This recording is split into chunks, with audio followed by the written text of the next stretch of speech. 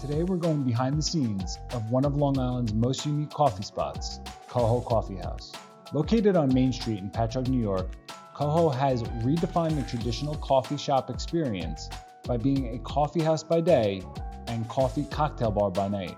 Join us as we meet serial entrepreneur Rob Cutrone as he takes us behind the scenes and explains what it entails to essentially run two types of businesses under one roof, and how he creates value to his customers, all while giving back to the local community. I'm James Webster, and this is Owners and Operators.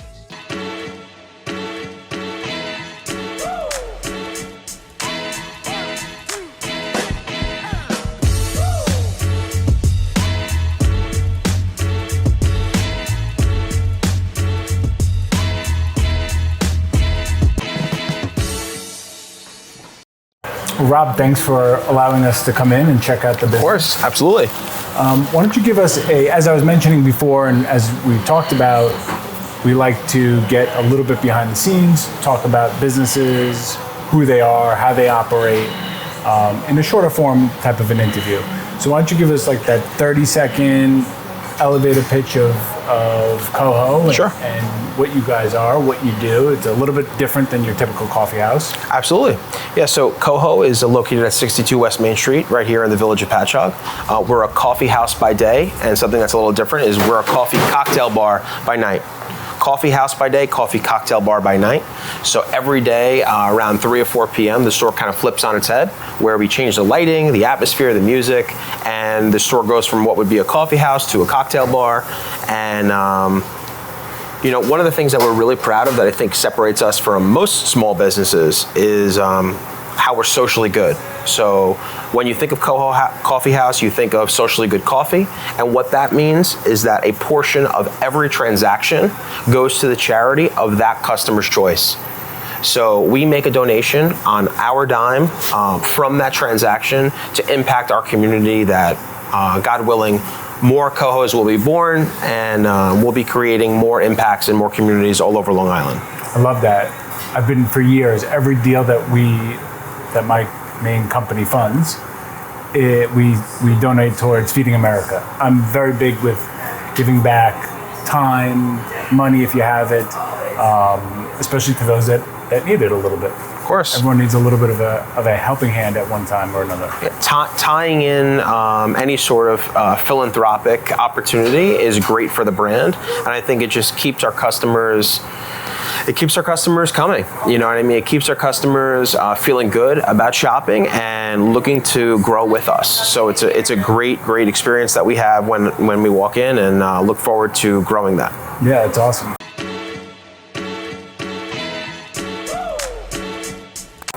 How did you come up with the name COHO? Short for coffee house. So COHO, COHO sounded great. I had a marketing team when we came to rebrand, formerly known as the Bean of Patchogue. And when I wanted to rebrand, I said to myself, well, what can we do that I feel speaks to kind of the chic concept of COHO Coffee House by day, coffee cocktail bar by night. Before you rebranded, were you doing the cocktail bar at night or no? No, we were just a coffee house, no liquor license. And in 2022, we rebranded, got the liquor license, and really off to the races, and so thankful that we did, because business has really, thank God, never been better. Yeah, I'm sure, for sure. Every entrepreneur that I've met, at least, is always thinking of business, looking at businesses, and how do I get involved? But how did you, which you've had other businesses prior to, sure. And how did you know, okay, it's the right time for me to go out on my own or to go out and to start this business? So when we looked to start a coffee house in 2018, it was really going to be either Huntington or it was going to be Patchogue. And when I kind of toured both downtowns, I really looked to see what downtown I felt like I can kind of connect more and kind of gel with. Patchogue to me seemed like a no-brainer. It was absolutely the place that I could call home. The people here are the absolute best that are on Long Island. As a resident of Smithtown, I could say that. And I feel like they're hardworking people, salt of the earth, who really appreciate all the hard work that not only myself, but all the businesses that make up the Patchogue Chamber of Commerce, and in my opinion, the industry leader of chambers. I've seen the transformation that Patchogue has went through. I grew up in Bellport, Patchogue, so not too far down the road. Sure. And growing up, one of my first jobs was Gino's Pizzeria down the block. Wow, sure. So I really worked here in Patchogue when it wasn't the Patchogue what it is today, sure. And to see the changes that have happened over the past 10, 15 years is just, it's incredible. Who decides the menu, what you guys are selling, the ordering? There's a lot that goes into it. You guys got some really cool, I mean, the cookies alone, you know, I'm salivating looking at them. But sure. Who decides all that? So I would actually like to think that it's really the customers, right? Like, we're so big when we first open our doors as to what do you like, what do you want to try, what excites you, what type of orders can we place for catering orders outside these four walls, you know? As far as who actually is behind them, I really would say the community. The community is behind what works and what doesn't work, and we'll soon find that out, right? We're constantly changing the menu, constantly tinkering with the menu. But you know, as far as the team here at COHO, it is very much a team call, you know, as far as like, hey guys, what's working? And we're also using some pretty good technology, you know. Toast is our POS system, so Toast is what's giving us the information as to exactly what's working and what's not. But thank God, you know, we're in a position where we can't keep these items, right? So we're looking to do a lot of things in-house. We're looking to like change a lot of things that we currently do. And we're looking to kind of adapt to scaling and seeing how that goes into the end of 24 into 25.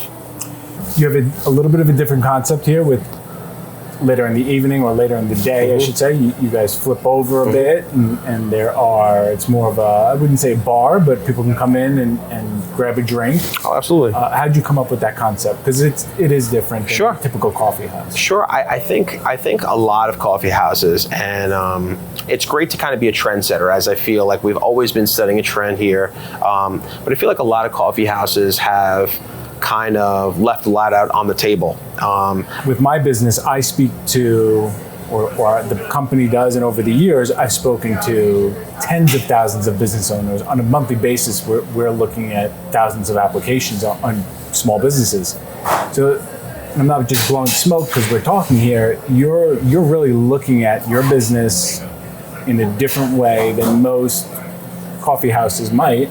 We're looking to say, okay, what else? What else? How else can we monetize on the business, and how else can we really bring the community into it? And I think that's really cool. Yeah, and I think at the end of the day, I think that if you're part of a community and you know you're shopping in your local businesses, I think what the customer is looking for is value. You know, so is like, how can you create the most value from the people that are shopping amongst your business? And it's not just coffee. You know, it's not just cocktails. It's so much more than that, right? It's how are you leveraging every potential market, and also too, I mean, it's just amazing to see over the last 2 years, as I mentioned, putting our foot on the gas. It's amazing to see the similar businesses that are doing exactly what we're doing. So whether they're acknowledging what we're doing or not, it's certainly a nod to kind of the trends that we've been setting, and it certainly makes you feel good at the end of the day that, you know, you're starting these run clubs, you're starting these athletic clubs where you're bringing coach buses from COHO up to Hunter Mountain, 56 people deep. You know, and you're having a great time, right? You're sharing, you know, hot chocolate on the bus. You have your COHO merch on the bus. So you're growing that division of the business, of the merchandise. And again, you're taking a customer and you're turning them into a fan.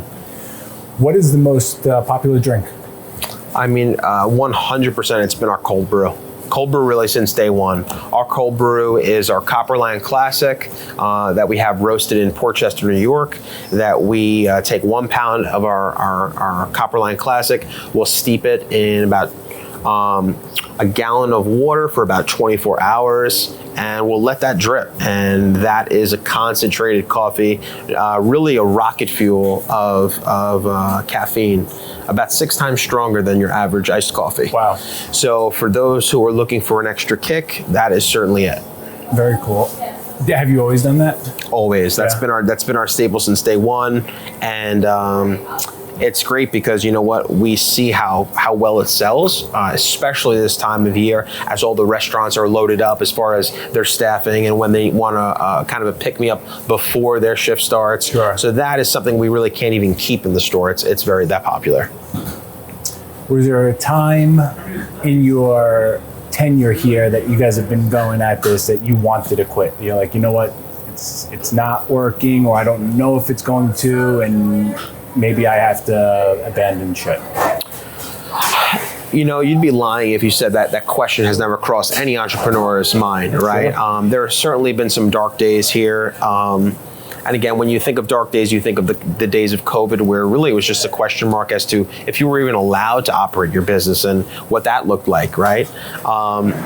But you know, I can tell you though, as I've always feel, as long as I've been in the driver's seat, I do feel really comfortable. As long as I'm behind the wheel, I do feel really comfortable. I do say that, and I'm proud to say that, because I know my entire team is behind me. I know that they trust me, and I think that's the biggest thing that any entrepreneur or any small business can have is the trust of their community, their customers, their team, is trust. I think that's the most important thing.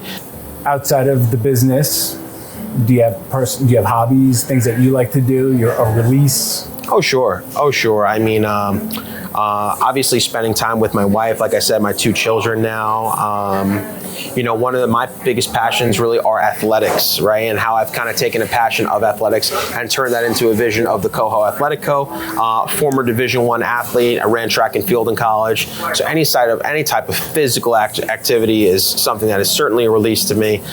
Certainly into any sort of personal wellness, whether that is sauna, cold plunge, something I'm very passionate about. Some of the things I've actually even brought into my home. So what's next for COHO? Well, you have to stay tuned for 2025. I can tell you that we have some very, very, very, very, with a capital V, very big plans for 2025. You'll have to stay tuned for owners and operators of COHO in 2025. Yeah, maybe we'll do a episode 2. Absolutely. Come back and check it out. That'd be great. Rob, thank you very much. Of course. Of course, a pleasure. Pleasure. It was a really good one. I appreciate it. Awesome, of course. Thanks for joining us today at COHO. We hope you've enjoyed this episode and look forward to bringing you inside more interesting businesses like this one. So be sure to punch that subscribe button and follow us so you don't miss out. If you're interested in having owners and operators showcase your business, please comment below and we will be in touch. Thanks again and stay tuned.